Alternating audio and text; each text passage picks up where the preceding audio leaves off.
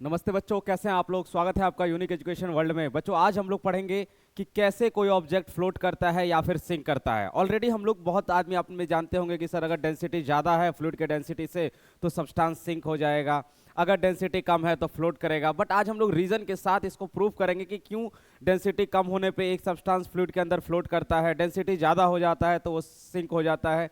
इन सब के बारे में बात करेंगे। अच्छा, उससे पहले बता दें कि किसी सब्सटेंस का सिंक करना या फ्लोट करना ये मोस्टली दो फोर्स पे डिपेंड करता है। पहला, उसका वेट जो कि डाउनवर्ड नीचे की तरफ लग रहा है, और दूसरा फ्लूइड के द्वारा लगाया गया बॉयंट फोर्स जो कि ऊपर की डायरेक्शन में लगता है। बॉयंट फोर्स हमेशा ऊपर की डायरेक्शन में लगता है, पता होगा आपको।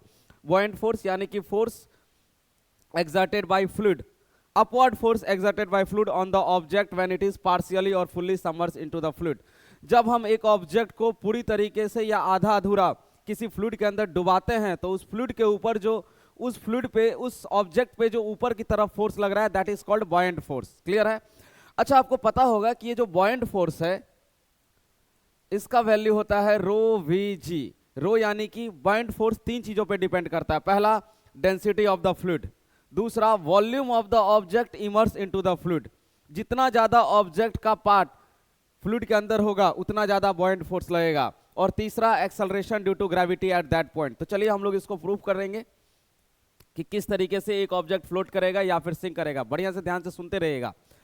लेट सपोज हम लोग मान रहे हैं कि ये एक कंटेनर है। ये एक कंटेनर है। कंटेनर के अंदर बच्चों भरा हुआ है एक फ्लूइड, कोई भी। तो ये एक फ्लूइड है कंटेनर के अंदर, ठीक है। So this is the fluid. अच्छा, इस फ्लूइड का जो डेंसिटी है उसको हम लोग कह रहे हैं रो। रो से डिनोट कर रहे हैं डेंसिटी। तो इस फ्लूइड का डेंसिटी क्या है? रो। अब एक ऑब्जेक्ट को हम इसके अंदर डुबा रहे हैं। क्लियर है। ये है ऑब्जेक्ट और एक ऑब्जेक्ट इसके अंदर डूबा हुआ है। तो ये है ऑब्जेक्ट। अब इस ऑब्जेक्ट का जो डेंसिटी है उसको हम कह रहे हैं सिग्मा। और इसका भी अपना कुछ डेंसिटी होगा, तो ऑब्जेक्ट के डेंसिटी को हम कह रहे हैं सिग्मा। अच्छा, ऑब्जेक्ट का इतना पोर्शन अंदर है तो ऑब्जेक्ट का जो वॉल्यूम अंदर है सो दैट इज वॉल्यूम, उसको हम लोग डिनोट कर रहे हैं वी से। कहीं कोई दिक्कत? अब ये ऑब्जेक्ट फ्लूइड के अंदर डूबा हुआ है। इस ऑब्जेक्ट के ऊपर दो फोर्स लग रहा है। सबसे पहले वाइट, सबसे पहले इसके ऊपर की तरफ एक फोर्स लग रहा है, इसको हम लोग कहेंगे बॉयंट फोर्स। ये जो फ्लूइड है ये इस ऑब्जेक्ट के ऊपर की तरफ एक फोर्स लगेगा, बॉयंट फोर्स। अच्छा, इस ऑब्जेक्ट को अर्थ भी खींच रहा है, और अर्थ जिस फोर्स से किसी भी ऑब्जेक्ट को नीचे की तरफ खींचता है उसको हम लोग कहते हैं वेट। तो इस ऑब्जेक्ट पे एक नीचे की तरफ फोर्स लग रहा है, वो है वेट। अब सारा खेल इस दो फोर्स का है, बॉयंट फोर्स और वेट का। तो एक बार देखिए, buoyant force is equal to क्या होगा? Buoyant force is equal to होगा डेंसिटी ऑफ फ्लूइड यानी कि रो, volume of the object immersed. कितना वॉल्यूम ऑब्जेक्ट का अंदर है? वी, तो वी, और acceleration due to gravity at that point यानी कि जी। क्लियर है। अच्छा, वेट इज इक्वल टू क्या होता है? वेट इज इक्वल टू होता है mg, mass into acceleration due to gravity at that point, आपको पता होगा। अच्छा, डेंसिटी इज इक्वल टू होता है मास बाय वॉल्यूम। तो मास इज इक्वल टू क्या होता है? Density into volume. और ऑब्जेक्ट का बात कर रहे हैं, ऑब्जेक्ट का मास, तो ऑब्जेक्ट का डेंसिटी कितना? सिग्मा। और ऑब्जेक्ट का कितना वॉल्यूम अंदर है? वही v।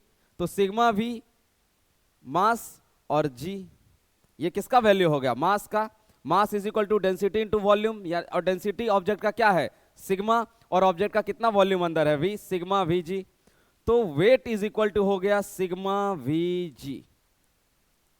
अब ये दोनों इक्वेशन पे फोकस कीजिएगा। ऊपर की तरफ फोर्स लग रहा है buoyant force, rho V G, where rho is the density of fluid, v is the volume of object immersed into the fluid, and g is acceleration due to gravity at that point। नीचे की तरफ जो force लग रहा है weight, weight is equal to sigma V G, जहां पे sigma क्या है? डेंसिटी ऑफ ऑब्जेक्ट, v क्या है? Volume of object immerse into the fluid, और g क्या है? Acceleration due to gravity at that point. अब चलिए तीनों केस पे बात करते हैं। सबसे पहला केस, अगर मान के चलिए कि ऑब्जेक्ट का अगर मान के चलिए वेट जो है वो ज्यादा है, weight is greater than buoyant force. अगर हम कह रहे हैं weight is greater than buoyant force, तो वेट इज इक्वल टू क्या आया था, सिग्मा वी जी, और बॉयंट फोर्स यानी कि क्या, रो वी जी। अब आप देख सकते हैं कि वी जी तो कॉमन है, वॉल्यूम और एक्सेलरेशन ड्यू टू ग्रेविटी दोनों में कॉमन है, यानी कि अगर वेट बड़ा है तो क्या बड़ा होगा, सिग्मा बड़ा होगा और रो छोटा होगा। सिग्मा यानी कि ऑब्जेक्ट का डेंसिटी ज्यादा और रो यानी कि फ्लूइड का डेंसिटी कम। अब अगर वेट ज्यादा है मतलब नीचे की तरफ ज्यादा फोर्स लग रहा है और बॉयंट फोर्स कम है यानी कि ऊपर की तरफ कम फोर्स लग रहा है, तो अनबैलेंस्ड फोर्स, वेट ज्यादा नीचे की तरफ ज्यादा फोर्स लग रहा है, तो ऑब्जेक्ट विल सिंक। ऑब्जेक्ट क्या होगा, ऑब्जेक्ट विल सिंक, डूब जाएगा। तो ऑब्जेक्ट कब डूबेगा, जब सिग्मा ज्यादा है। सिग्मा ज्यादा होने से क्या हो जाएगा, वेट बढ़ जाएगा, और वेट किसके कंपैरिजन में बढ़ गया, बॉयंट फोर्स के कंपैरिजन में बढ़ गया, और जब वेट का वैल्यू बॉयंट फोर्स के कंपैरिजन में बढ़ जाता है तो ऑब्जेक्ट विल सिंक, ऑब्जेक्ट डूब गया। दूसरा केस समझिएगा, क्या हो कि अगर बॉयंट फोर्स ज्यादा है और वेट कम है, वेट यानी कि सिग्मा वी जी और बॉयंट फोर्स यानी कि रो वी जी। अब वी जी तो वापस से कॉमन है, तो इसका मतलब क्या हुआ कि सिग्मा छोटा होगा, रो बड़ा होगा। सिग्मा यानी कि डेंसिटी ऑफ ऑब्जेक्ट कम है और रो यानी कि डेंसिटी ऑफ फ्लूइड ज्यादा है। अब ऐसे केस में क्या हो गया, बॉयंट फोर्स ज्यादा है, ऊपर की तरफ ज्यादा फोर्स लग रहा है, नीचे की तरफ कम फोर्स लग रहा है, यानी कि object will float. Object will float, object क्या करेगा, फ्लोट करेगा। तो अब आपको समझ में आ रहा होगा कि ऑब्जेक्ट फ्लोट करता है कब, जब डेंसिटी ऑफ द फ्लूइड ज्यादा है और डेंसिटी ऑफ द ऑब्जेक्ट कम है। ऐसा इसलिए क्योंकि डेंसिटी ऑफ द फ्लूइड बढ़ गया तो बॉयंट फोर्स बढ़ गया, और बॉयंट फोर्स यानी कि ऊपर की तरफ लगने वाला फोर्स बढ़ गया तो ऑब्जेक्ट विल फ्लोट। अब इसी तरीके से तीसरा केस क्या हो कि अगर weight is equal to buoyant force यानी कि sigma V G is equal to rho V G.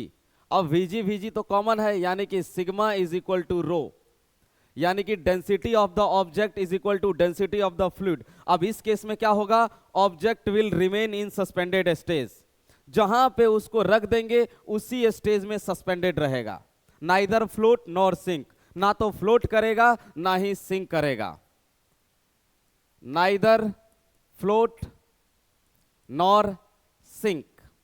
अब इस केस में ऑब्जेक्ट ना ही फ्लोट करेगा ना ही सिंक रहेगा, it will remain suspended in the submerged state, जहां डुबा के छोड़ देंगे बस वहीं रुका रहेगा। क्यों, क्योंकि जितना फोर्स ऊपर की तरफ लग रहा है उतना ही फोर्स नीचे की तरफ लग रहा है।